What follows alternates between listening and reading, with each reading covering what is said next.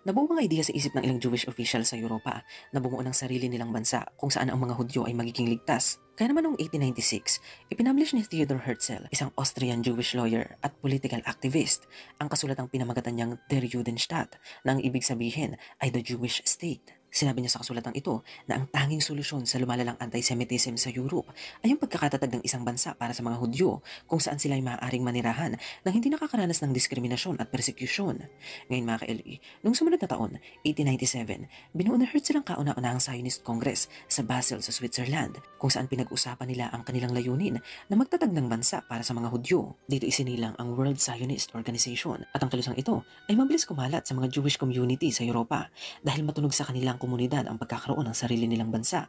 Ngayon mga ka-LE, dahil sa kalusang ito, unti-unting bumalik ang ilang mga Hudyo sa Palestine. Bumuo sila ng maliliit na komunidad sa Palestine, bumili sila ng malalawak na lupain, nagsimula sila ng mga negosyo, nagtayo